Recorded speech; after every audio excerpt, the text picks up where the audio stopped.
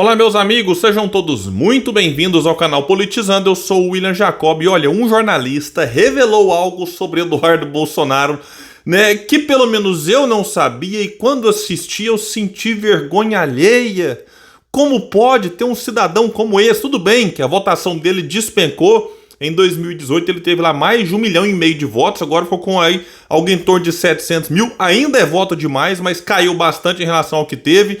Tá lá como deputado federal e chegou a ser cogitado. Bolsonaro tentou articular para que ele virasse embaixador do Brasil nos Estados Unidos. Eu vou mostrar para vocês aqui um negócio quase inacreditável e trarei também um vídeo do ministro da Educação, Camilo Santana, né, numa comissão falando sobre problemas vinculados à questão das escolas cívico-militares, uma discussão que está quente na sociedade. Então vamos falar sobre isso, mas antes quero pedir a sua ajuda. Chegou no canal, viu que não está inscrito? Se puder, se inscreva, ativa aí o sininho das notificações. Assistiu, gostou? Joinha para cima, não gostou? Joinha para baixo, comenta, compartilha, espalha esse vídeo. Vamos trazer mais pessoas para cá, porque aqui nós lutamos por um Brasil melhor. Então vamos começar aqui com o vídeo do jornalista Jamil Chad, que cá entre nós é um bom jornalista, a gente tem que reconhecer.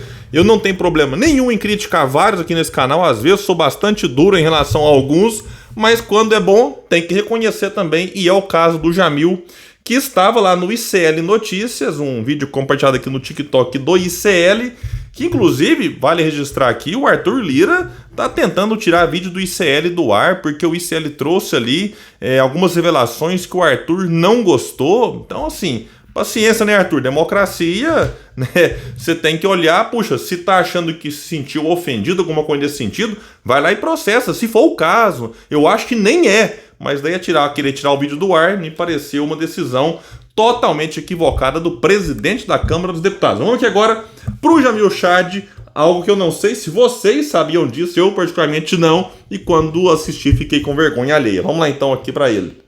2019, em Davos, na Suíça, o presidente Bolsonaro foi com a tropa toda dele lá para participar do fórum e num dos primeiros dias eu sentei ao lado da mesa deles no café da manhã no hotel, que não era um hotel simples, tá? Aquela história de que era um hotel simples, não existe hotel simples em Davos, para começar. E aí ele estava ali do lado, Eduardo Bolsonaro, muito irritado com as matérias que tinham saído sobre o fracasso do discurso do pai dele, que é aquele discurso de 6 minutos, eles tinham ganhado um palco de 40 minutos.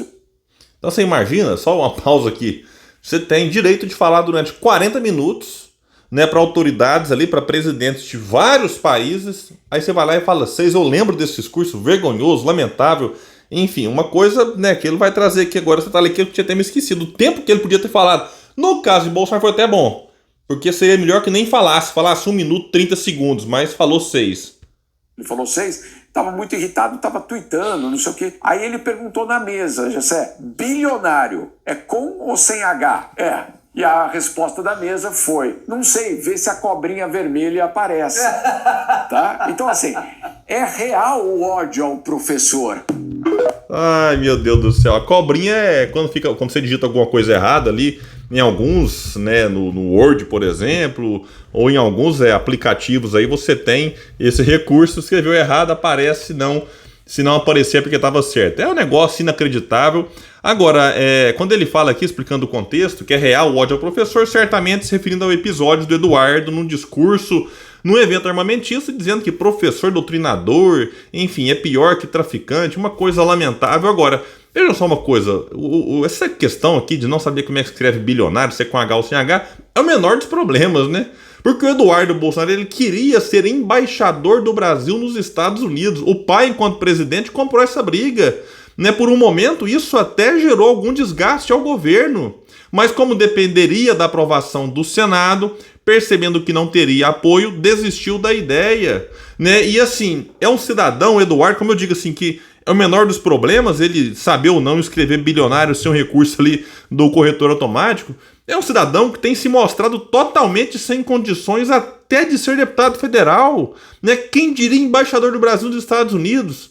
E eu não duvido que como embaixador ele atuaria mais para defender os interesses dos Estados Unidos que do Brasil, porque o nível de subserviência, são capachos desse povo aos Estados Unidos, é uma coisa vergonhosa, né? E pior, ainda se dizem patriotas, porque quer ser capacho dos Estados Unidos, né? Que seja, É um direito que cada um tem, de ser capaz de qualquer outro país, como tem gente na esquerda que tem uma idolatria em alguns países da própria América Latina, enfim. Né? Mas aí você se dizer patriota, como esse povo disse, né? E batia continência para a bandeira dos Estados Unidos. O Bolsonaro vai lá e fala I love you pro Trump. Enfim, então são, né, iludiram as pessoas, essa que é a verdade. E aí quando o Eduardo desistiu de ser embaixador dos Estados Unidos, ele foi lá e fez um discurso na Câmara falando algumas bobagens no dia 22 de outubro de 2019. Diz o G1 que o parlamentar fez um anúncio no plenário da Câmara durante a votação do projeto que confirma os termos do acordo entre Brasil e Estados Unidos para o uso pelos norte-americanos da base de lançamento de foguetes de Alcântara. O que é um absurdo. Insisto, num governo que se diz patriota, liberar a base de Alcântara para os norte-americanos usarem, né? Aí o Bolsonaro na época disse que preferiu que o filho permaneça no Brasil para pacificar o PSL, que vivia uma crise interna, o que era mentira, porque ele sabia que o Eduardo não teria a maioria no Senado, seria uma derrota muito ruim para o governo naquele momento, então, né, recuou alegando outras questões aqui e não essa dificuldade que tinha ali para conseguir a maioria no Senado. Bom, pessoal, está tendo uma discussão por conta das escolas cívico-militares. Eu confesso que não é o assunto que eu me dedico a estudar muito para ter uma opinião mais embasada, mas politicamente me parece que a decisão do governo federal de encerrar o programa de escolas cívico-militares iniciadas no governo Bolsonaro não foi boa, porque a reação foi forte. E setores da direita souberam aproveitar muito bem o momento, o assunto, enfim. Tanto é que 19 governadores já disseram que vão estadualizar as escolas cívico-militares para manter o modelo em funcionamento. Isso até quando eu parei para gravar este vídeo. Pode ser que esse número aumente. E eu não duvido que em alguns estados, né, o número dessas escolas também aumente, porque a coisa meio que foi ideologizada. Então, tipo, quem é de esquerda fica contra e quem é de direita fica a favor, né? E a discussão, na minha opinião, deveria ser sobre outros pontos, como qual que é o custo dessa escola, a eficácia, realmente tem tido resultados melhores do que as escolas que não são cívico-militares, né? Isso aqui está embasado na lei ou não? Então o que deveria estar em discussão era isso, e não se é algo que foi colocado num governo de direita, extrema-direita, ou se é defendido por quem é de direita ou esquerda. Aí o ministro da Educação, Camilo Santana, que é do PT, foi numa comissão no Congresso e, na minha opinião, né, que insisto, não sou especialista no assunto, então quando eu vejo vídeos sobre, eu vou assistir para tentar ver se eu consigo compreender e aprender algo. E eu gostei desse vídeo aqui, da explicação do Camilo Santana, e aí por isso eu decidi trazer para vocês. Não sei se vocês dominam o assunto, talvez algo que ele disse aqui possa, assim, né, ser útil para vocês, como, né, pelo menos foi em grande parte aqui para mim. Vamos lá então para o Camilo Santana. Esse programa de educação escola civil-militar foi criado por decreto, não foi por lei, não passou por esse Congresso. Foi uma decisão unilateral do Ministério da Educação à época, que na Lei de Diretrizes e Bases, que é lei, que no Plano Nacional da Educação, que é lei, não há nenhuma menção ou estratégia de incluir as Forças Armadas na educação básica desse país. Não há menção a isso. Há um conflito normativo, que inclusive o meu jurídico, junto com a AGU, junto com a CGU, está discutindo. Porque nós estamos repassando recursos para as Forças Armadas. Recursos do Ministério da Educação estão indo para as Forças Armadas para pagar coordenadores, monitores das Forças Armadas em escolas brasileiras. Nós temos 138 mil escolas nesse país. Apenas 200, a adesão a esse programa foi mínimo, meu caro deputado. Representa 0,28% das escolas. Pode rir, não tem problema, eu respeito. 0,28%. Vocês sabem quanto recurso foi disponibilizado para os estados e municípios fazerem essa política? 98 milhões. Você sabe quantos estados e municípios gastaram? 0,24%.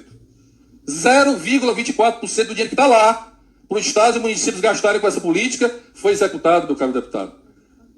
Só foi executado o recurso que nós passamos para o Ministério da Defesa, que inclusive há um conflito normativo legal que precisa ser resolvido. O senhor fala que os pais desejam essa política. Pois bem, ano passado foi realizada uma pesquisa, e eu vou dar esse dado aqui para você, uma pesquisa feita pela Datafolha, pelo Centro de Estudo de Opinião Pública da Unicamp, onde identificou, então, e apresenta outra pesquisa, meu deputado. Não é problema nenhum. Eu estou dando dados de evidência. Não há evidências em relação a essa política. Mas a pesquisa mostrou que 72% dos brasileiros confiam mais em professores do que em militares para trabalhar em uma escola. Isso é dado de pesquisa. São dados científicos. São evidências que eu estou colocando aqui. E quero dizer aos deputados que me antecederam aqui, que das 100 melhores escolas, porque é preciso ter evidências que comprovem que essa metodologia, deputado, é a melhor.